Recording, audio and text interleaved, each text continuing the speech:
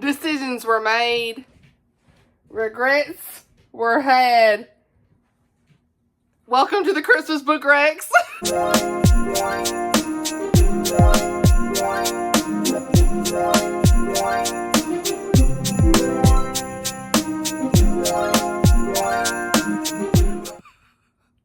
Hey y'all, alright, we're here. Let's try to get these books out of my hand. Y'all, what?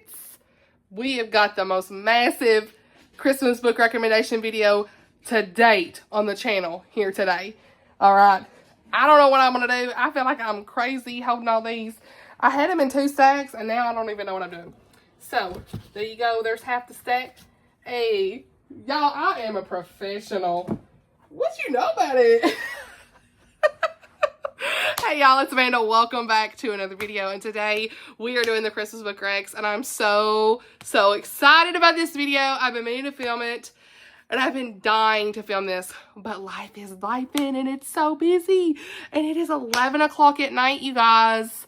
So it's actually 11:15, 11:20. We're gonna try to get this done.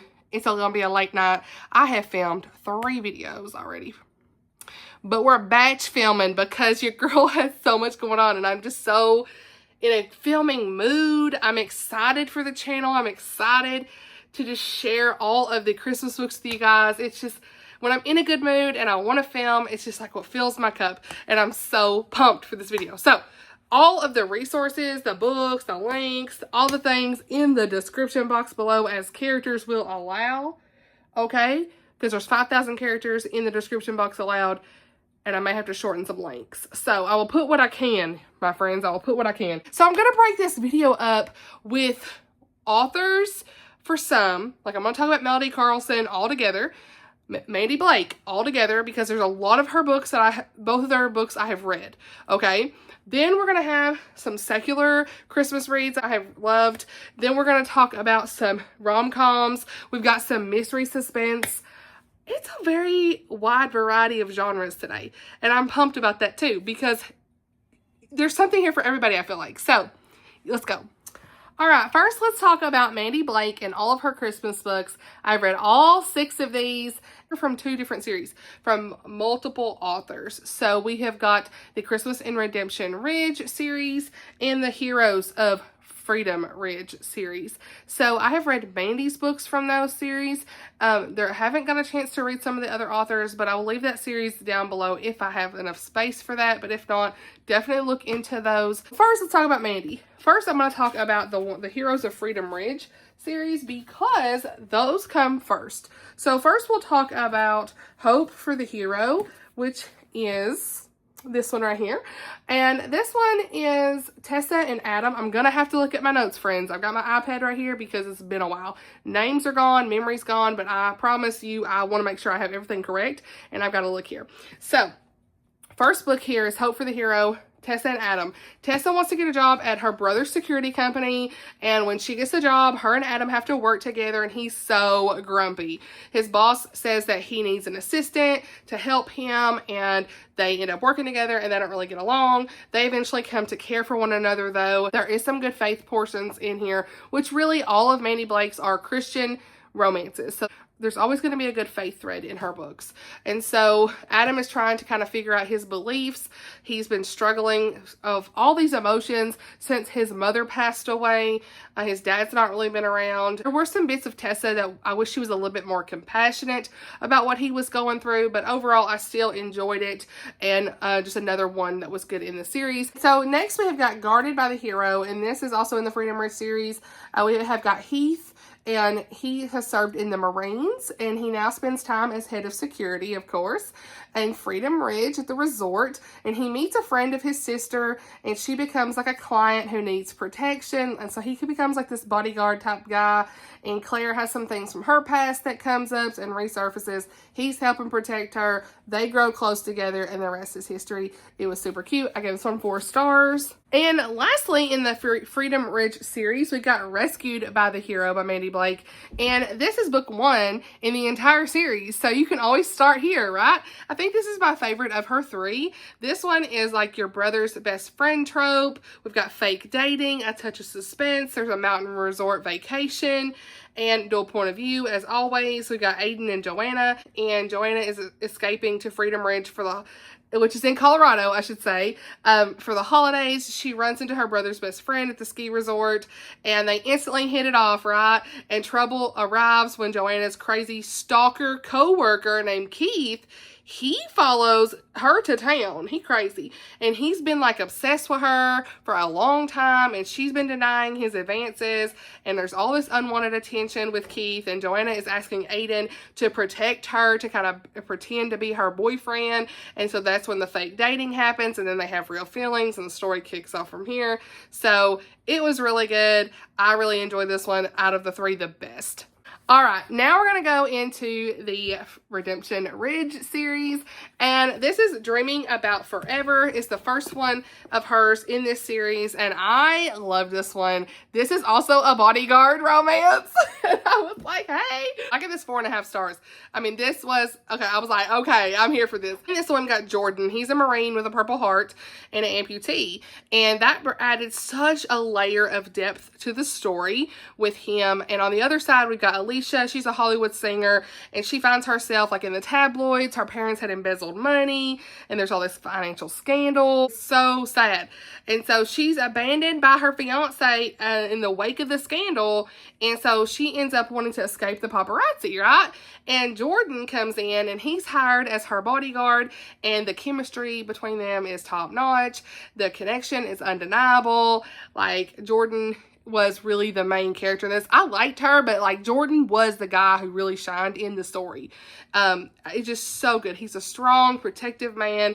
He is taking her to Colorado. He introduces her to his family at Redemption Ridge, and there's like a sanctuary for her there, and she loves it.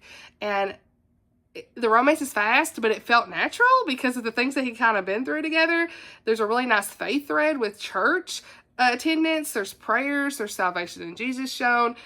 I love this one. Jordan stole the show. So Dreaming About Forever, definitely almost a 5-star favorite. And then we had a 5-star for like, y'all, this one right here. Oh my gosh.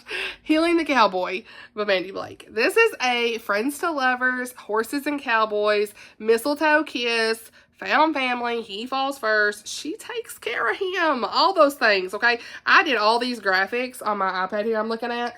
Like, let me just say, I love this one. When you can always tell when I love a book when I'm doing a lot of graphics, okay? I had quotes, all the things. I should say, all of these can be read as standalone. You do not have to read them in order, just so you know. The only thing they have in common is like the town and stuff. So, which I think Mandi's is better if you do read hers kind of together, because I will say in her most recent one here, I think we saw Alicia from Dreaming About Forever, pretty sure. So that I will say that, but it's not like you have to read them. You know, you can always read them as standalone. All right, so in Healing the Cowboy, which you know, healing, I love someone taking care of somebody in a book. Like, there's something about that in a romance. We have got Nora St. James, and she returns home to find her father's gambling problem has resulted in a detrimental future for her family's ranch. Not good. And so the weight of all these financial responsibilities is weighing on her and on her shoulders. She's trying to keep everything together for everybody else, and there's very little room for her to have a romance. Then we got Clint, our guy here.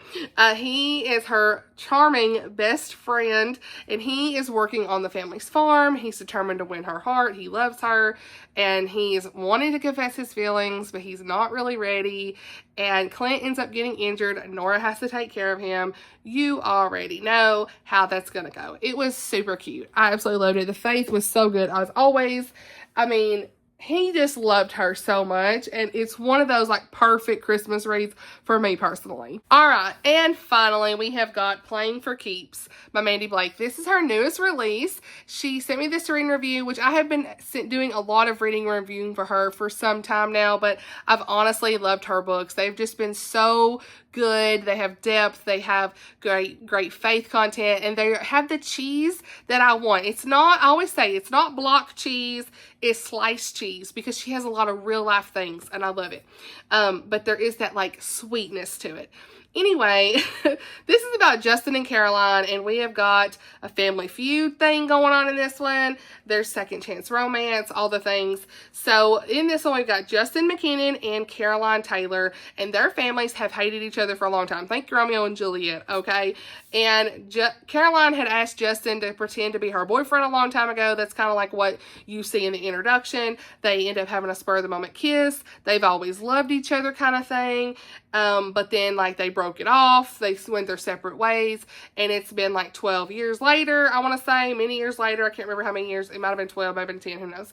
But they have met back up again. They're back in town. You know how this is going to go. Caroline owns the bakery in town. And she's not really had any of her relationships work out since Justin was there, and she's been kind of hung up on him in a way in the back of her mind for so long. Justin being back in town, he's trying to escape his abusive father relationship, and he's ready to work things out with Caroline now. That's pretty much how it goes. You have some flashbacks here or there as well in this one. So I gave this one 4 stars. I'm not always a second chance girly, so take me with a grain of salt on that, but this was super cute. Still really enjoyed it. The Christmas elements, the faith, obviously. Seeing characters from her previous Christmas books was nice in this one. Like I said, there's some good forgiveness threads, grace, all the things. And Mandi always points you back to Jesus, and I just love that. So, again, playing for keeps, 4 stars. And so that is everything. Uh-oh. Don't drop the books, Amanda. Don't drop them. That is everything from Mandi Blake that I have thoroughly loved. If you love clean Christian Christmas romance. Christian romance, okay? Those are what you should read for Christmas. I think they're so good, and just have the best faith elements. So, next up, let's talk about Melody Carlson, you guys. I have really enjoyed a lot of Melody Carlson's books, and I have 5 here to talk to you guys about, okay? I have loved some more than others, obviously. I have talked before how she's been a little hit or miss for me, but these are my top favorites of hers. And I have to say, actually, yeah, here it is. I was going to say, which is it here? My number 1 favorite of hers is A Quilt for Christmas. I haven't even pulled the reviews over these. Let's see if I can remember. Quilt for Christmas. This is my number 1 favorite. It was my first Christmas read by her.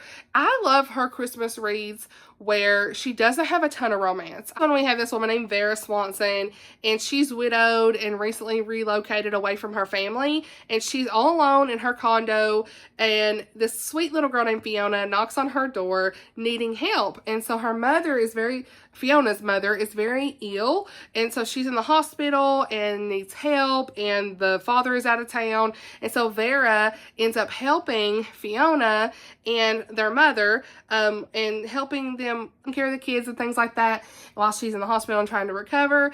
And it's so sweet. They start to make a Christmas quilt for her together, and it was just a really sweet read. It was good family moments. There was a little bit of romance, but I really was here for the family and the sweet little girl making a Christmas quilt for her mama. It was just so nice, and Vera was just a great person in this book. She just really cared, and I loved it. She was just like a grandmother figure, and I love that. So this one's my favorite for those reasons alone. Then we've got The Christmas Joyride by Melody Carlson, and this one was good too. Like, I love a grandmother figure in a book, and this had it.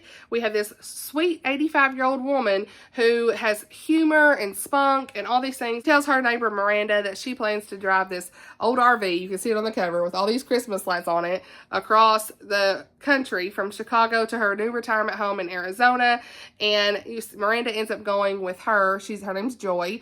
In fear of kind of what she's going to find on the road. She doesn't really think she needs to be by herself. So she ends up taking this trip with her, and they become good friends. It has a good friendship. I think that the only reason this was a 4, not a 5 for me, is because I didn't care for the romance being so insta-lovey in the end, but I really loved the friendship between Joy and Miranda. It was super good for Christmas time. I got this book for $3. You can see the sticker still on it. Next up, we've got Christmas in Winter Hill by Melody Carlson. And this one was really good because, again, it dealt a lot with a town, a family. I just love that. There is more romance in this one, and I was actually okay with it. But this one was all about Krista Galloway, and she has her 8-year-old daughter, Emily, and they moved to Winter Hill, and it's in Washington. And Krista's new job is the city manager. And so Krista is recently divorced, and she grew up in and out of foster homes. And so she's always had a disappointing Christmas every year. And this year's different because her and her daughter get to start over in Winter Hill. And it was so heartwarming with the daughter and just like the things that they were doing in the town. And it just would be a perfect Christmas Hallmark movie. I mean, all the things you want at Christmas time in a book is definitely this book. I absolutely loved it. To me, again, this just stands out because of the family element. Again, you put a little kid in there and a mom, like it's just something about it for me, you know? Oh, I forgot about this one. Christmas at Harringtons was a 5-star. I, number one, love this cover. It's such a classic Christmas. This woman looking into a department store. It's giving just like back in the day, just days gone by with your family. It's just beautiful. But this is a very wholesome story. It's about this woman named Lena, and I love that because that was my grandmother's name. And she finds herself broke, nowhere to go. She's released from prison on false accusations. She was in prison for a long time, and she was in there because of false accusations that could not be disproven by her ex-husband. And she's trying to start over, and she ends up landing a job as Mrs. Santa in the department store. And so the reason she gets this job is because she has this beautiful red coat, right? And so she's trying to kind of keep her past a secret, and she's just trying to do the best she can to start over because of the hand she's been dealt, the hardship she's had.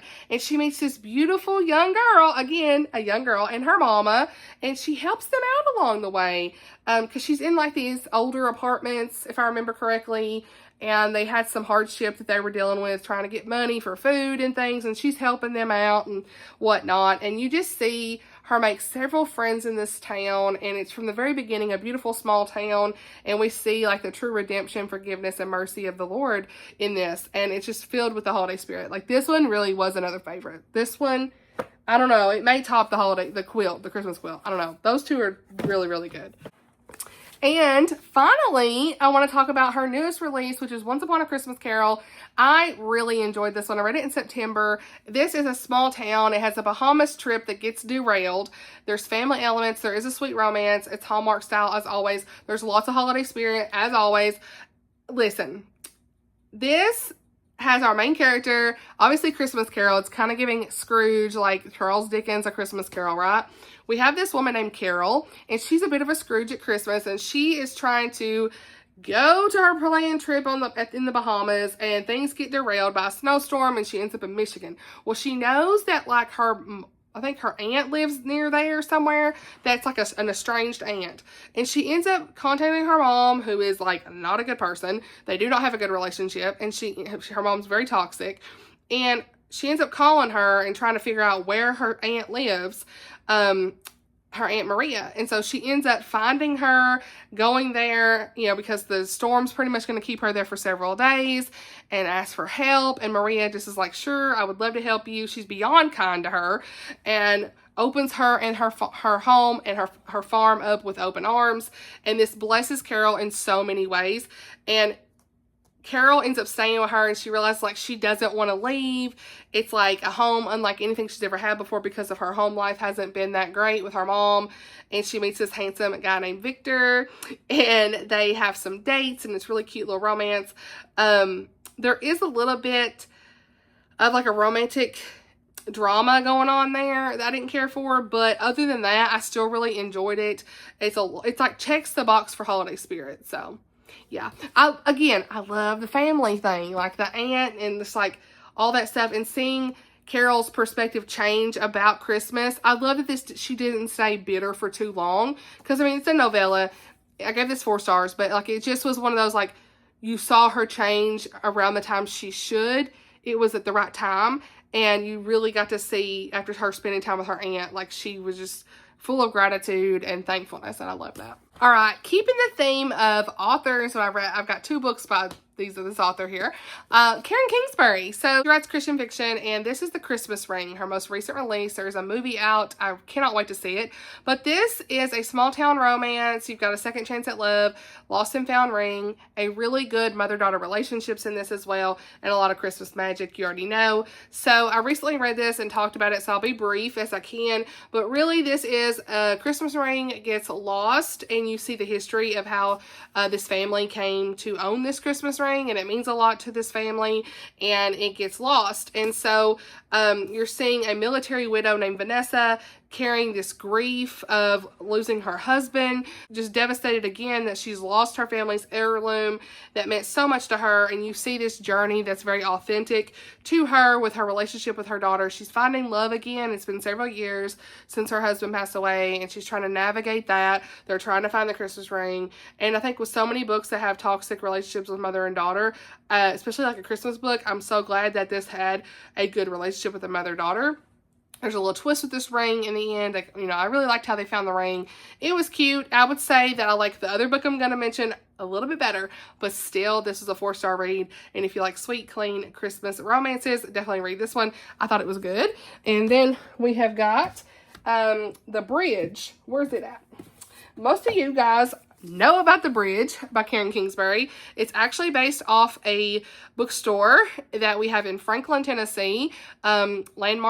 Landmark Booksellers, I want to say it's called. I've been there before.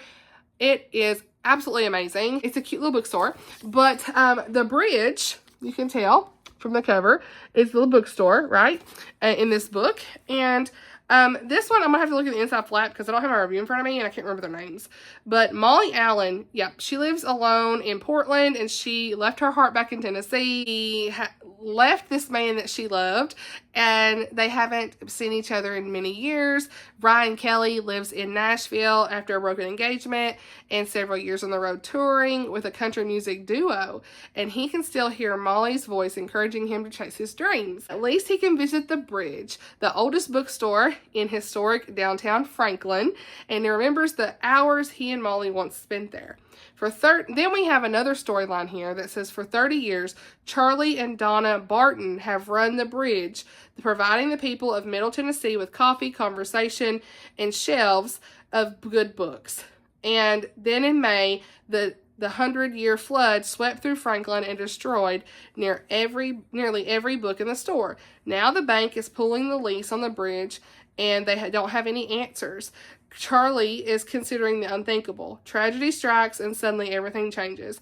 And so there is a hardship with The Bridge and some other things that go on in this book, I won't say, with Charlie and Donna, that I love their story, I think, more even than the romance. Again, I love romance, but Charlie and Donna's story really was so layered and in-depth, and they'd been through a lot of hard things. I want to say it talks about it in the very beginning. There's trigger warnings for talking about miscarriage in this book, if I remember correctly. So just be aware of that, but it's a really good, just layered, in-depth read. And I love the bookstore elements and all of that stuff. And this romance is kind of like second chance and everything. So, yeah. And it's got a movie, too. I've definitely seen the movie, so. Following the theme of Christian fiction, we have got Toni Shiloh's Her Christmas Redemption. And this is a love-inspired, I almost said romantic suspense. No. Love-inspired inspirational romance, okay? So just a love-inspired romance. And I'm going to read the back of this because it's very short. Don't have my review again in front of me. But I remember really liking this one because I gave it 5 stars when I read it a few years ago. I can't remember if it's 22 or 23. I'm going to say it's 2023. But it should say December 2022. The years run together, friends. But this one I really like because it's about this woman who's trying to start over. I want to say she had either a drinking or drug problem, and she is starting over, and she is organizing her church's Christmas Wish program, and her name's Vivian, and she is trying to leave the shame of her mistakes obviously behind, and she grows closer with co-coordinator Michael, and she's more determined to even keep the past hidden then because she doesn't want him to know and judge her and leave her and all this stuff. And together they end up finding joy in this small town. He discovers her secret, obviously, as you know, it's gonna happen in this book. It's on the synopsis too. Will he be willing to grant her the holiday wish, forgiveness? So this is about forgiveness, starting over, repentance, good faith moments. It was really, really sweet. Small town, you already know. Another Christian fiction that is one of my favorites, you guys. And this is one of the first Christian fiction Christmas romances I ever read. And that is Terry Blackstock's Catching Christmas. Now, I do want to make you aware of some content in this book. There is, I want to say it was dementia.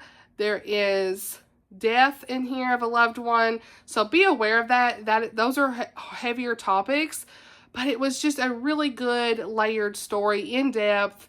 It was good. So in this one, we have got Sydney. And so she is updating her resume and she's a first-year law associate. She's busy, right? While she's in court, her grandmother is ill and is trying to get to her appointments. And so she's not able to take her to the appointments, and she arranges for this cab to take her grandmother to the appointments. And so the cab driver named Finn, he is pretty much helping this wheelchair-bound woman to her appointments. And at first he's like, I don't want to do this, whatever, but he realizes really soon how important it is to help somebody.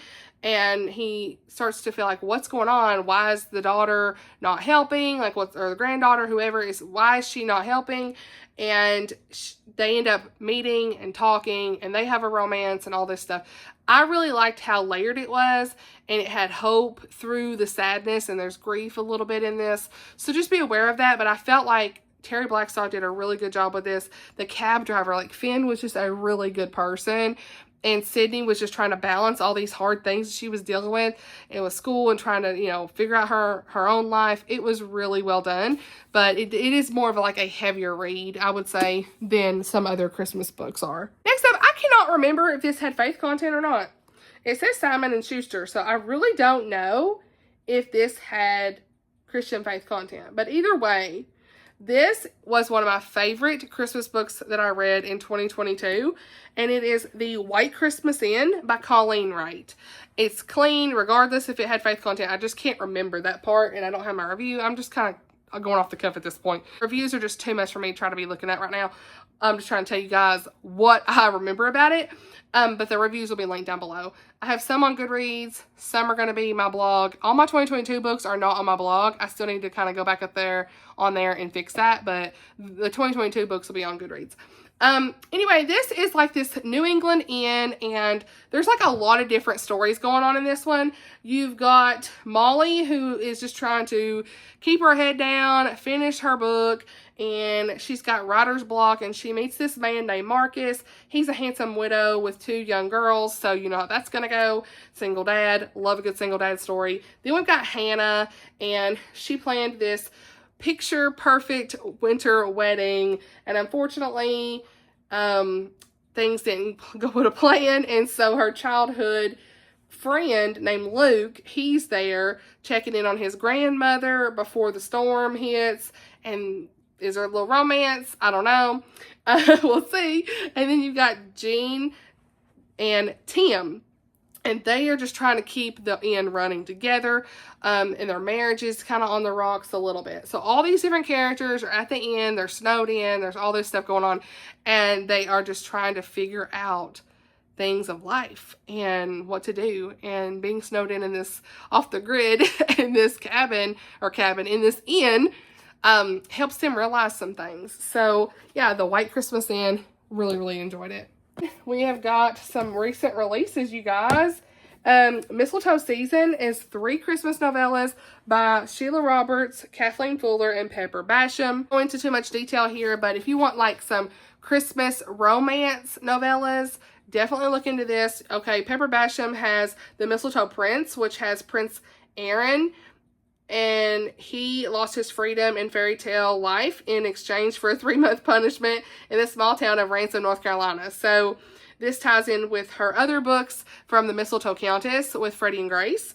And so to prove he is ready for the royal life in which he was born, Aaron must engage in the Christmas charity fundraiser, the Mistletoe Wish, and kindness and authenticity and hard work, all this stuff. He is having to kind of figure out who he is behind his royalty, right?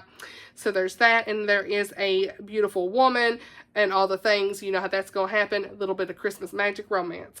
Then we've got Return to Mistletoe by Kathleen Fuller, and that one is this character named Emmy, and she's always loved Christmas. How could she not when she lives in Mistletoe, Missouri? And then we've got Kieran, who has spent years abroad renovating an old Irish castle, and he returns to Mistletoe for his mother's 70th birthday. He reconnects with Emmy, who is his sister's close friend, and he spends time with her in her charming antique shop. The weather gets cold, things warm up between Emmy and Kieran. Okay, I really liked that one. There was something about that one with the romance that I really liked. It was super good. The antique shop stuff, like, I love that. Then we've got Say No to Mistletoe by Sheila Roberts. Okay, and that one says mistletoe is Haley's kryptonite. Every time she's kissed someone under the mistletoe, it's led to a love disaster. Not a good thing for a romance writer. This one, Kieran, he was in high school. He was like her hunky neighbor, and he was star of the basketball team, and he kissed her under the mistletoe on a dare, and the kiss was not a dream come true. It was like a mortifying moment for her, and she's never forgot about, and it's one of those things she just can't let go. So, you know, it's one of those things, but I really liked where she went with it in the end. So more novella collections, right? So then we have got Meddling with Mistletoe by Liz Johnson. This is tied to the Red Door Inn Red Door Inn series. This is the Christmas novella tied to that. I do think you should at least read the Red Door Inn first before reading this one, but you don't have to. I did, and it helped me understand a little bit more about the characters from that started the Red Door Inn and how it got its start. But in this one, the Red Door Inn's already a thing, right? So Meddling with Mistletoe.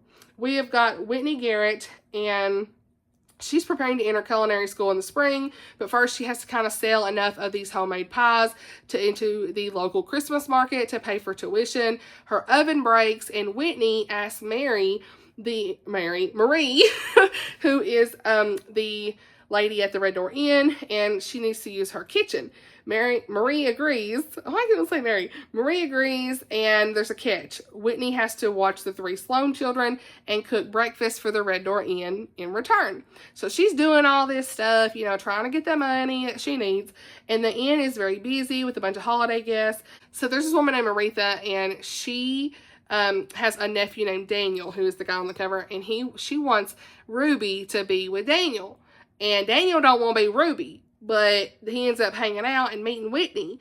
And so it's obvious from the very beginning that, like, Ruby and him are not going to be together. But, like, Whitney is kind of rocking a hard place because his aunt is, like, asking her to help matchmake, and she will help with the tuition. So she doesn't really know what to do because now she's falling for him. You know how it's going to go. But I was actually okay with the way the whole little, quote, love triangle went, because it wasn't really a true love triangle, if you know. So yeah, I really like this one. It was super good, and I love the whole Red Door Inn stuff. Love that. Speaking of books, you guys, that have tie-ins with another series, let's talk about that really quick.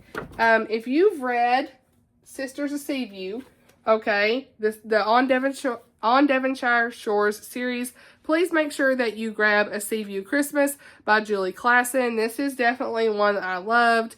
It was this one of the sisters, Sarah Summers, her romance, and this man named Callum, their romance. It's just like everything I could have ever dreamed. I absolutely loved it. It feels like Little Women at Christmas. You guys, it really does, the whole series. But you need to read the whole series first before you read this. So just kind of mention it as an honorable mention. If you decide to read that series by Julie, make sure you check out the Christmas novella tied to it. Highly recommend that. And then we've got this Waiting for Christmas by Lynn Austen. This is like the old art copy I had when I first read it from Tyndale. But it's a hardcover copy now. This one, Waiting for Christmas, ties in with All My Secrets by Lynn Austen. You do need to probably read All My Secrets before you read the Waiting for Christmas novella. So just FYI, All My Secrets was a 5-star read for me. I absolutely loved it. It's another good, like, family historical fiction story. So good. But after that, you kind of see some of the aftermath, and the characters and like what they're dealing with in Waiting for Christmas. And it's a Gilded Age story, and it was just really good. So I'm not going to go into much detail, but just FYI, that is one that's tied to another book. I love that. And then, why not? Let's talk about this one. One Christmas in Winter.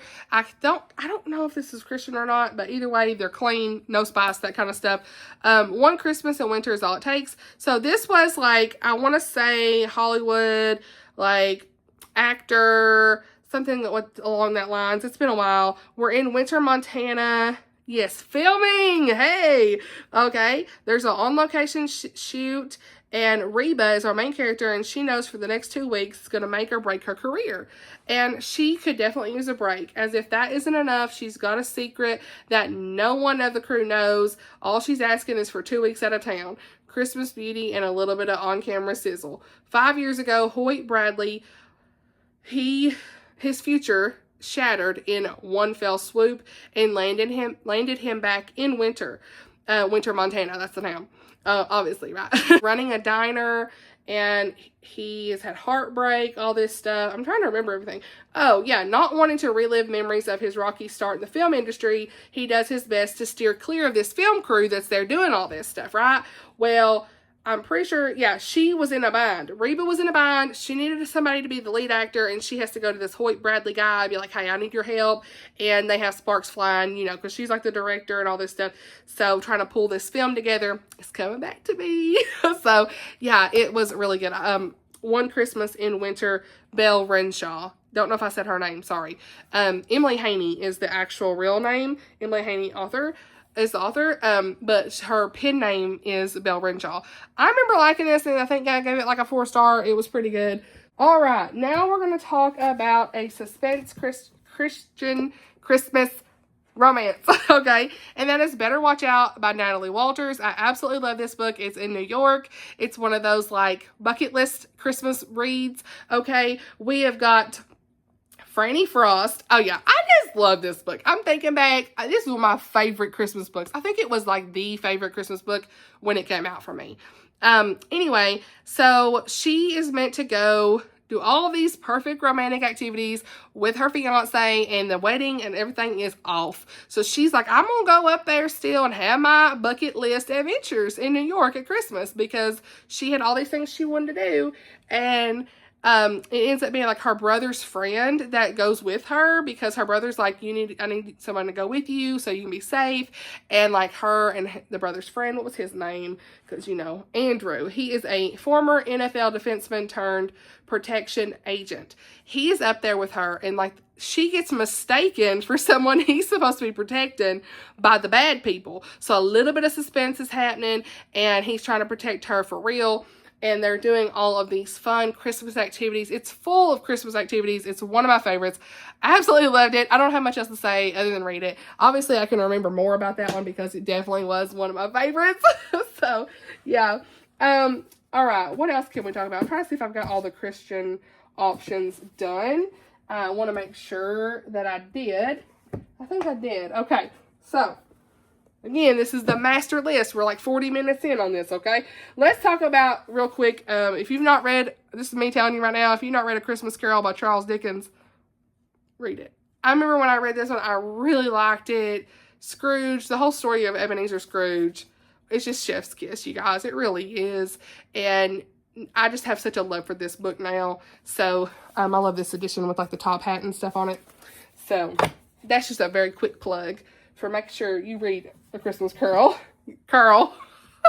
A Christmas Carol. Me and my southern accent. All right. Let's talk about some secular options, you guys. Real quick. Nothing's real quick. Home for Christmas by Courtney Cole.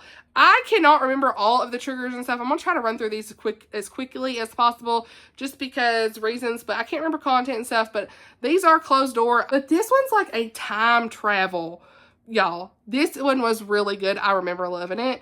So again, reviews are going to be linked down below for this one, but this is Piper, who didn't know which way is up or down. Her gran died 2 weeks before Christmas, leaving her to reevaluate her life, and somehow she ends up kind of time traveling, of getting caught up in this blizzard, and she wakes up in the original home her ancestors built in 1945, a time when her grandmother was her Piper's age. So she's like enjoying the joy of getting to know her grandmother, and like really the meaning behind this book to me was spend time with your family and really enjoy it while they're here, you know. And so this did deal with death of a grandparent, obviously, but there was like a good like thread of hope in this book. And it's time travel, obviously it's not real, but it was just the meaning behind it I really liked, you know, like spend time with your loved ones while they're still here. So yeah, I just cannot remember if there was language or anything in this at all. Honestly, I don't think there was, but y'all, it's been so long ago. But the review is going to be linked down below for this, okay? I don't think there was. I really don't. But if there was, it's in the review. Speaking of Courtney Cole, I also really enjoyed The Christmas Dress by her. I want to say, though, this one had some, like, romance drama I didn't care for. But I liked the premise, the plot. But it was still closed door, clean, and as far as sexual content that I remember. This is basically like two generations of women are brought together by this Christmas dress. So you got this fashionista named Meg, and so she's returning home to Chicago to manage her late father's apartment building. And so she thinks her dreams of making it a fashion business are over, and all of these tenants need help. And Meg is like not wanting to deal with it. There's all these disasters, and there's a handsome handyman right there to help with it all. So then we've got Ellie Wade, who is one of the building's longtime residents. And she's not really feeling the Christmas joy this year. She is preparing to reluctantly move to a nursing home and downsize. And every corner of her apartment has all of these good memories. But there's one thing that she's hesitant to pack up, and it's a Christmas dress. And Ellie and Meg have this unlikely friendship and all that stuff. But I'm pretty sure there was something about this romance that bugged me. I can't remember. But I remember loving the Christmas dress storyline with Meg and Ellie. I remember loving that. So... Alright, then we've got Mary-Kate Andrews, the Santa suit. This did have a closed door scene, if I remember at the end, that really didn't make any sense, that I didn't care for, and it did have maybe a little bit of language. But other than that, I love the plot of this when I read it. The Santa suit, it's all surrounding, of course, this Santa suit that's found in this old home, and this woman's pretty much trying to find the history of it and figure it out. Ivy Perkins is recently divorced. She buys an old farmhouse, and she's looking for a change in her life, and she finds this old Santa suit, and in the pocket of the suit, there's a note written in a childish little hand. It's a note from a little girl who had one Christmas wish for her father to return home for more, and so Ivy goes on this mission. I love that part. Like, that part was really good. The only part I didn't like was a little bit at the end where there was like a scene that was like, it didn't really make any sense. The romance scene, it was closed door, if I remember right, and whatnot, but it is what it is. I still really liked this book for what it was. Just like briefly mention this one because I do remember really enjoying it. And again, this is like a master list of all the Christmas books I've read and enjoyed, and so I wanted to notate Mary-Kate Andrews' book. Now, if you want a good cozy mystery series, this is the one for you. 12 Sleighs of Christmas. I'll put it on the screen. I can't find the physical copy anywhere.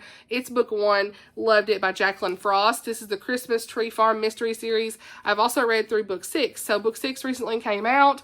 I talked about it in my recent wrap-up. But we've got 'Twas the Knife Before Christmas. You've got Slashing Through the Snow.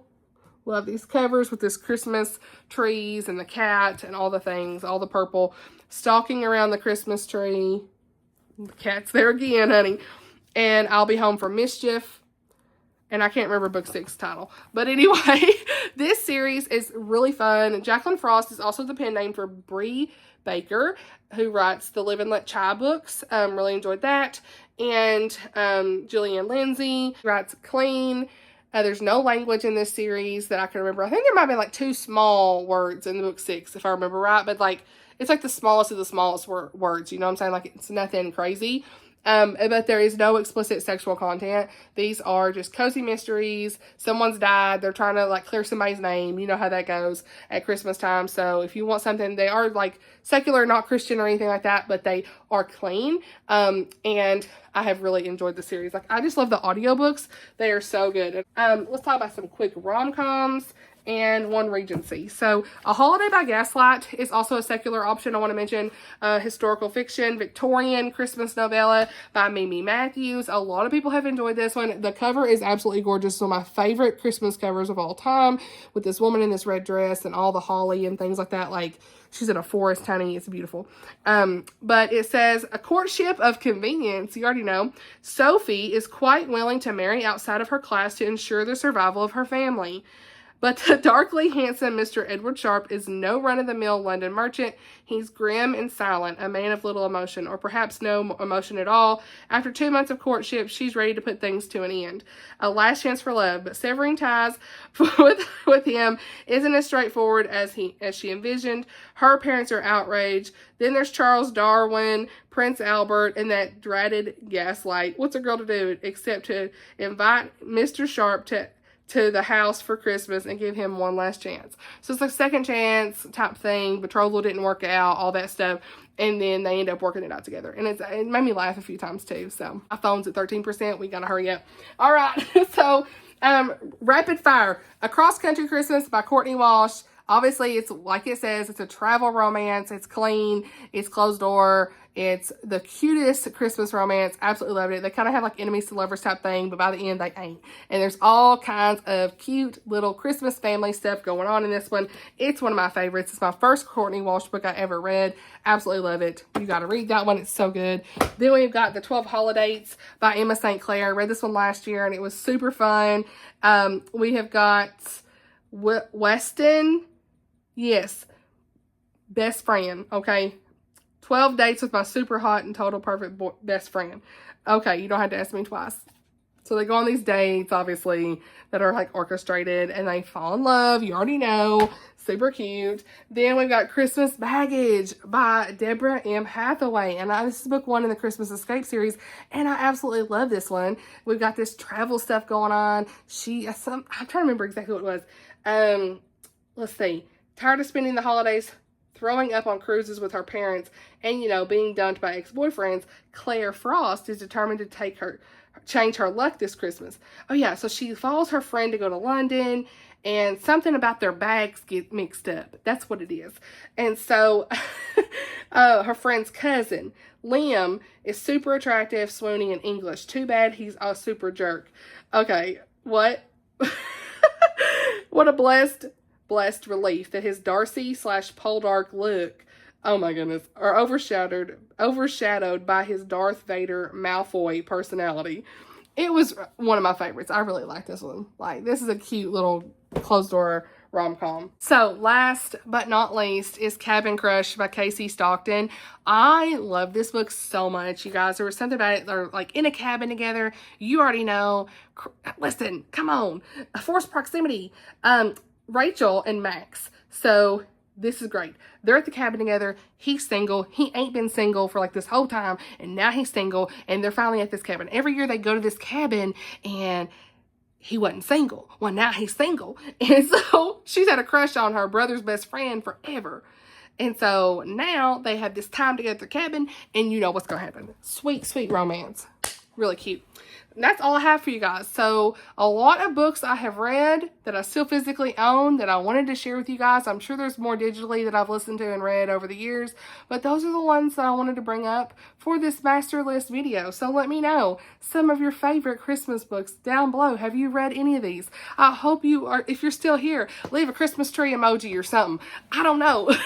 People say that all the time. If you're still here, leave a Christmas tree emoji. How about that? Thank you so much for watching, you guys. I know this is a long video, but I really wanted to put it together. The best Christmas books I have read over the last several years. I've talked about these extensively on the channel over the last few years, and now here is the master ultimate list. There's something here, I think, for almost everybody. You know, if you like, you want something secular, if you want something Christian fiction, if you want something that's going to be kind of got like a little Victorian era, if you want like mystery, suspense, rom-com, I mean, family, romance, like all that stuff. I tried to really just put it all together and let you guys know all about it. So thank you for being here. I hope you guys find something that you want to read this Christmas. I'll leave everything in the description box as always. Thank you for watching, and I'll see you in the next video. Bye, y'all.